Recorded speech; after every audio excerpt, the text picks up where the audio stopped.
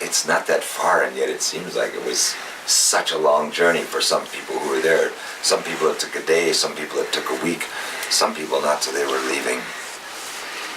When they were finally realizing that authorities had conspired to close the camp down because it was in the way of production, of progress, of whatever that is.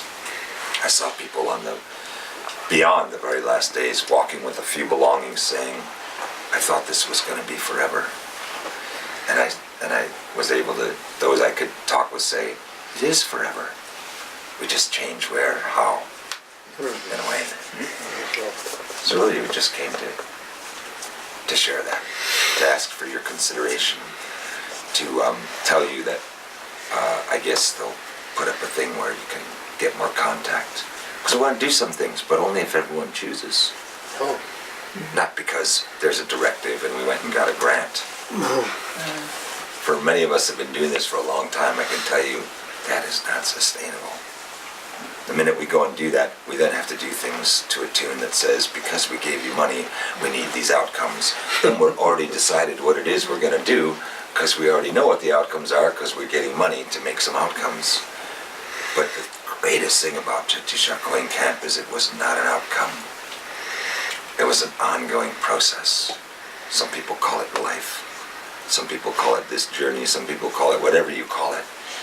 But it's an ongoing process. We don't know the outcome.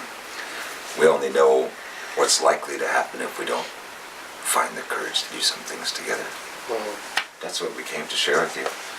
Did you say you had a 25-minute program or a 10-minute program? Just keep going. So that's why we came Delighted to have to you visit. here. We came to visit and do that and share some songs. Yeah.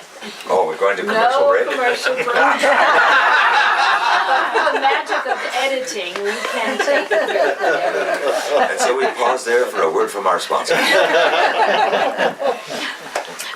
I do want to thank everyone for coming, and I am so honored to host this circle, and we'll make sure that there's contact info or some type of info at the end of each show that people can find out more, and I'm committed to do whatever I can in whatever way I'm asked, in whatever ways for the highest and greatest good. That's excellent, because we're putting your number on there. So It's always on there anyway. And Ben and I were delighted to find out that we actually had met before out on the reservation from some of the work I had done out there. So that was wonderful too. And we will ask you to share some of your musical talents with us, and I'll leave it up to you. no, these are just gentlemen. props. Oh, just to put you, but I'll leave it up to you, gentlemen, if you want to open to questions or if you'd like to go. We did. There's one thing I would say before we do questions, but I think questions and comments are extremely important. For me, it's exciting to see each one of you here, and actually you're all carefully selected because we only could have so many people. But each person here is a part of a clan. This clan is sacred to the whole process. One of the things they did at camp and that we did at camp was we keep a fire. And the fire is sacred, and keeping that fire going is of the utmost importance. When you do native medicine in the Bear Clan or in the other clans, if you're a person who does medicine, you're known as a fire keeper. And a fire keeper means that if I go to your house and you're not doing well, my dear brother Matt, who's always doing well, but if he wasn't, the first thing I do when I would go to his space is to blow on his fire and raise the fire literally in his space, because first I've got to warm him and make sure he's warm, and then I would attend to whatever Matt might need or might require for medicine. But the first thing is to, blow on the flame, get the flames going. In Connecticut and in New York and wherever we go, we're going to start some fires. And so what I'm asking of each one of you, because you're here, there's a fire in the middle. We'll all get this fire going, we're all blowing on each other, we're all raising this fire. But what I do ask from each one of you, and Jim's already contributed, people have already made offerings and blessings, but I'm asking for you to help keep this fire, in Connecticut going. With that saying, I'm asking for some help from people who have organizational skills, all the skills, that I don't have. That means keeping the circle going on a weekly basis, monthly basis. The idea is to have this blowing fire stronger, so when they come back, there's more people here for a bigger, a bigger circle, a more connection. So that was what I promised them, to do, and play golf. But other than that, 2 promises. And to Oh, wait, what else? No, nothing. I didn't mean to, because then Ben will get upset that it didn't happen. Okay, yeah. I didn't say that. So I want your help with keeping this fire going in simple terms. All my dear family, because you are all family to me. Regrets, thank you. Yep, we do want to know if you had questions about things that have happened and things that we're trying to do now. But INITC is a little bit of a different model. There are some key things I want to share with you so you know. We don't do things in a manner that maybe a lot of us are used to, because we don't fill out forms, and we don't ask people, well, I need all of your PIN numbers before you go. Beyond that, we don't ask people to identify themselves in terms of what they are. We ask people to do that in terms of who they are, or who they think they are. And that means we're trying to build a space where, it's okay, whoever that is, to decide to come and help put other spaces together. Some people give their time, some people give their energy, some people give their organizational skills, some people give parts of their organization or say, look, we'll do that. And we also do it in a way that means we'll be happy to help set up bigger spaces where we can come together and go through some of the things that we do. And they're pretty simple. They're based on 2 simple things. We're really interested in how we think when we're alone by ourselves, but then also when we come together, it's reflected in the whole world around you. How are we thinking? If pretty soon the Great Barrier Reef in Australia is gone, which it will be, how are we thinking if the rivers then are so polluted that we are all saying, what, we buy bottled water? We were with another group, a couple of groups these last weeks, and there were many people who remembered when we didn't buy water. And I remember elders saying at conferences back in the 80s, one day you'll be charging each other for water. And everyone in the room laughed because they thought it was ludicrous. So we're looking at how we think. And then, not so much what we do, although it becomes important, but how we go about doing it. And that's a lot of stuff that came from the camp. Doing things in a much different manner that a lot of people weren't sure of, including those who wanted to see it stopped on the other side, weren't quite sure how to act or react, because that normal confrontation thing, there's historical records for that too, because the 1960s and the civil rights movement showed us that the nonviolent actions of people were the hardest to stop. Those who were violent, they could just answer with violence. Those who were nonviolent, it was much more difficult.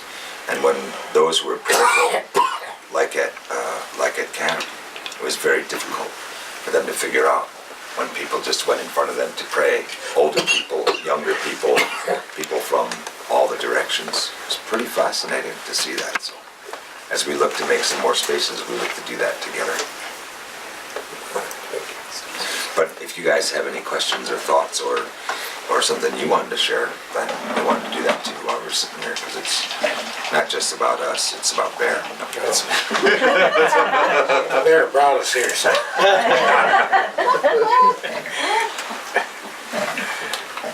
Does anybody have anything they want to say or ask? Or?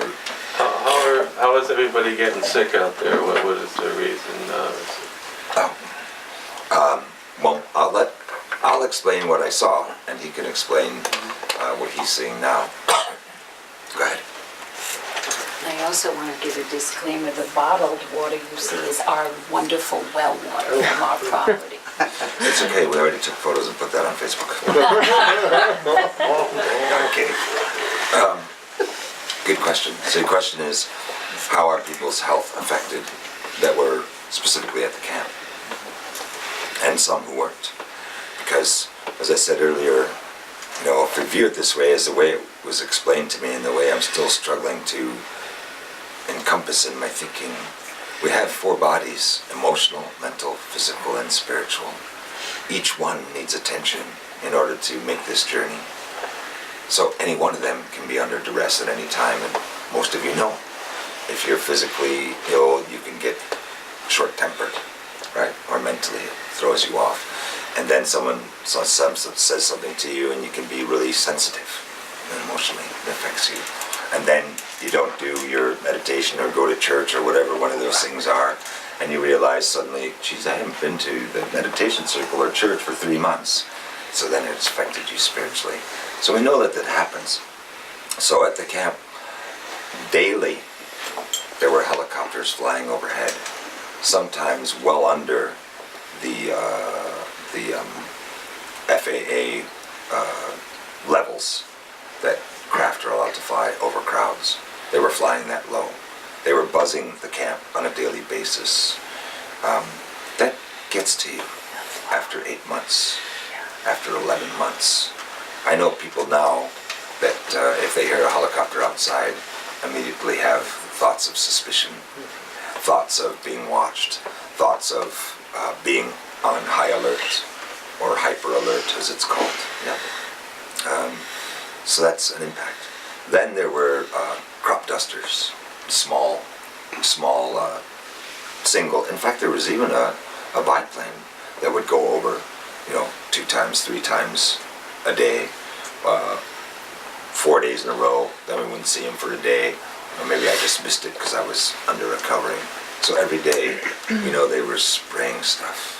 We're not quite sure what, because we didn't prepare for anybody would even think of doing such a thing. At least that's what I've been saying. But it's not an accusation, because I don't have evidence to prove. I could just tell you that we know things came from the sky and we watched it. And some of us were aware that there was condensation on top of the tents and other things that on the outside. Condensation always goes on the inside. Plus we're talking in the summer and in the autumn, so during the day it was a little odd. Too many people that came to tell stories said those things for me to discount entirely. On the other hand, we have to be careful, because these are the types of things that put us in jail. If we say anything, then it's interpreted as we've made a statement, and then you're open to being sued or go to prison. We know that we definitely were sprayed on the line by who knows what. There were water cannons, but it could only have been water because it was too foamy.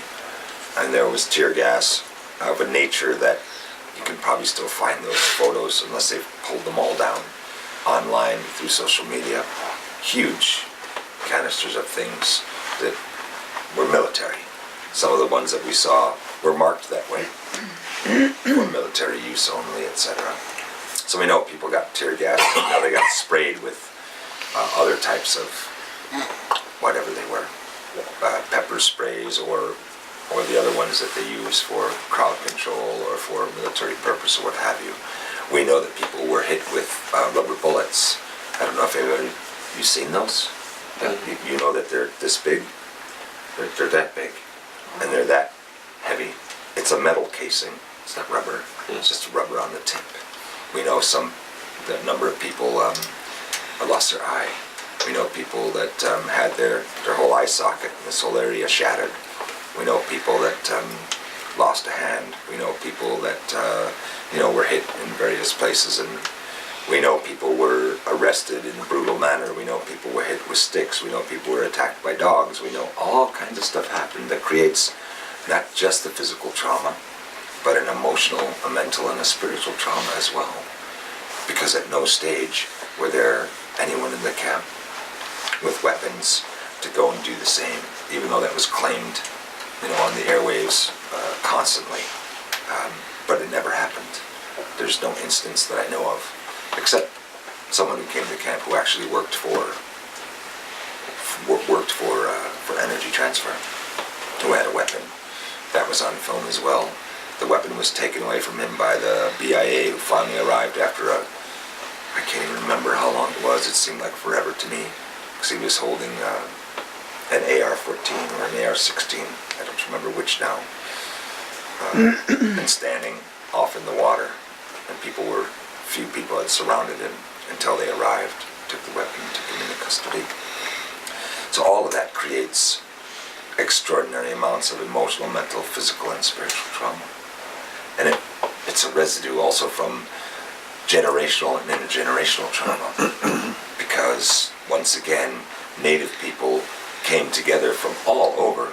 Certainly the nations that came all across from North America, and then Central, and then South America, and then other places in the world, kind of knew what was coming in the early stages when it was good, and everyone was praying and weren't quite sure if they would grant the easement or not. Later, as it built up, I guess they thought maybe it would disperse, but I don't think they knew the power of the prayer. The power of what it means to recognize each other as spiritual beings. It's not so easy to stop that. No. But that in itself creates some things that still need addressing, because now there are many people who were there for a long time that gave their physical body, they gave their mental body, they gave their emotional body, they gave their spiritual body, and now they're the support or the spaces to come back together to look at that, are few. Some are still looking for other spaces they might go and feel once again like there was service. And I'll tell you one of the most touching ones, and on a daily basis, some 2,000 plus vets came to the camp in December.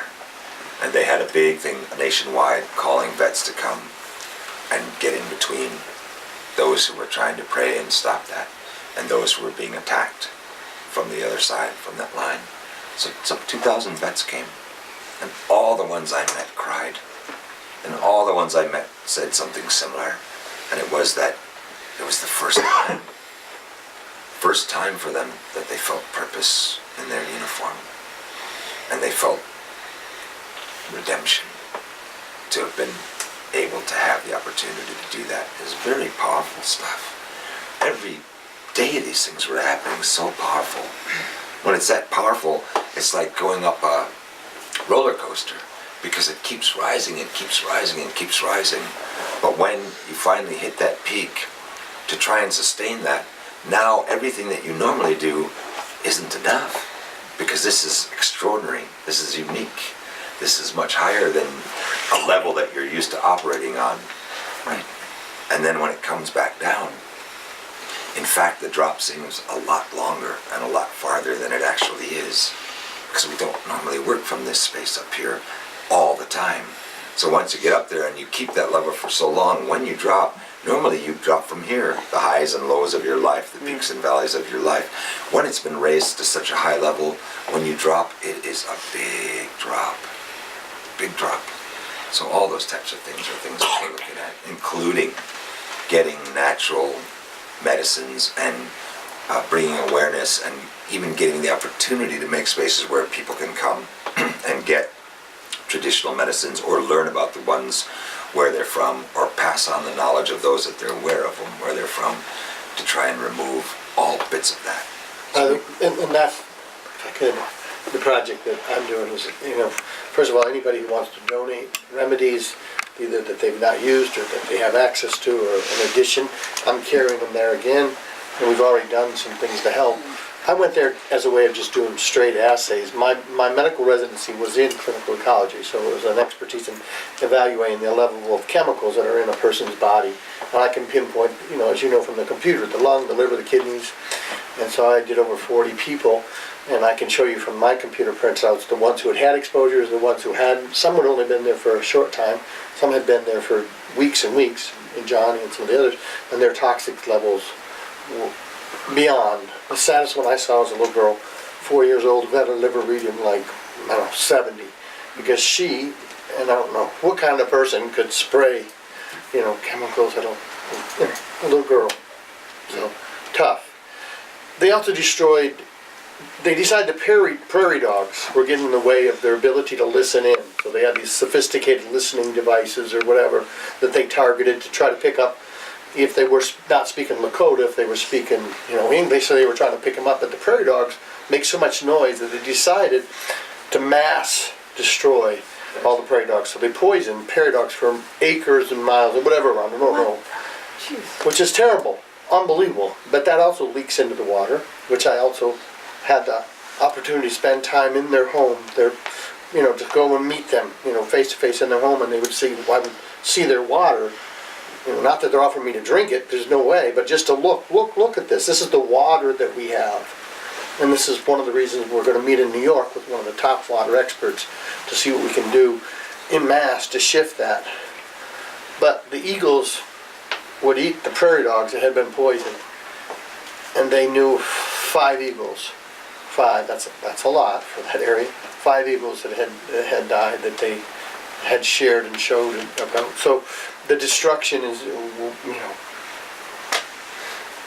it's heartbreaking, terrible, unbelievable. But there are things that we can do. You know, this is where they're at. What do we do step by step to help get them our relations? You know, what do we do to help our relations get back in good alignment, back in the center, back in health? That's what we're dedicated to.